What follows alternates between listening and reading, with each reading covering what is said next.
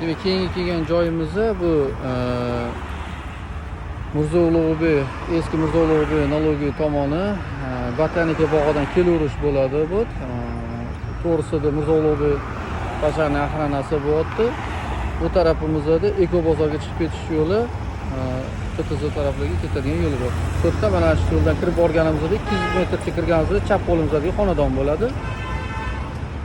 Bu xonadonimizda demak 7 qavatli, 7-qavatida joylashgan 125 kvadratli korobka holatdagi xonadon bo'ladi. Egalar tomonidan srochno sotilishi kerak. Mana shu domimizni shunday uy katta yo'lni ikkinchi liniyada joylashgan bo'ladi. Katta yo'l orqasida tepadagi qavatda bo'lyapti.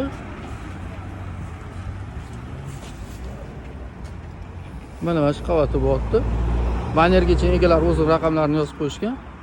Sotuvdagi korobka holatdagi xonadon ekan bu. Mirzo Ulug'bek Bey tumani, Shahrobod 17-B bilan o'tgan ekan adresi. Juda ham zo'r lokatsiya bo'lar ekan. Hozir ichkarisini ko'rsatishni boshlaymiz. Demak, kirganimizda bu xonadonimiz korobka holatda, endi remont qilinadi. Pul zaril bo'lganligi uchun mana hozir akamga obvileniyani qo'yib qo'yishgan tashqariga, remonti to'xtab turibdi. Sotaman deyaptilar. Narxlarni kelishtirib beraman deyaptilar. Demak, bu yoqdan boshlaymiz, chap tarafdan boshlaymiz. Manzara juda ham chiroyli ekan. Bu demak, Qorasuv taraf bo'lyapti. Qorasuv bo'lyapti. Mana Qorasuv, Tapovich taraflar ham ko'rinyapti. Mana uzoqdagi obyektlari. Bu yoq tarafdan ham zo'r manzara bo'lar ekan.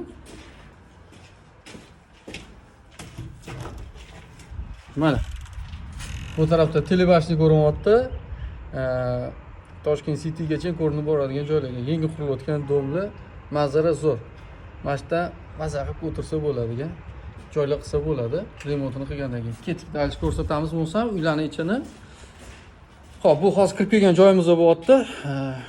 Podyezddan eshikdan kirib kelganimizda to'g'rimizda koridor bo'lyapti. Bu yoq taraf oshxona bo'lyapti demak. To'g'ri yurganda o'ng qo'lda bitta xona bo'lyapti. Bu yerga hali osveshение berilmagan, yoritilmagan.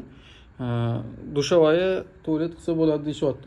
Chap tarafimizda yana bitta xona bo'lyapti, detskiy. Undan keyin yana bitta detskiymi yoki oddiy xonami qilsa bo'ladi, qanaqadir. To'g'rimizda ham yana bitta xona bo'lyapti. Bu xonamizni родительскийlarga dushovoyi qilsa bo'ladi, otlar egalari. Yana o'zlari ko'p chiqsa qoladigan odamlar. И вот spalniy qilsa bo'ladi.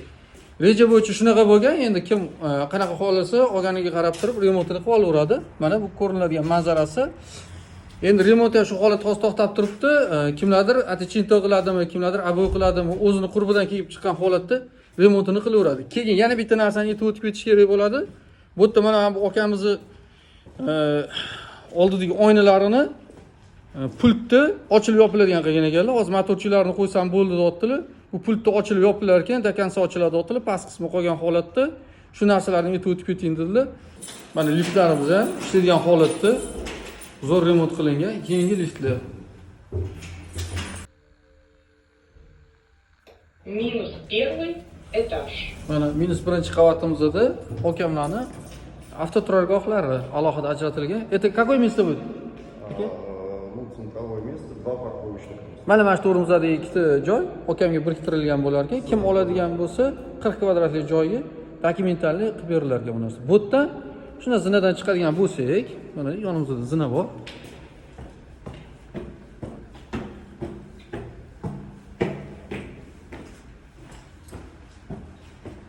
Mana zinadan chiqib tashqariga chiqadigan bo'lsa, buni o'sha ko'cha bo'lyapti bu yog'i.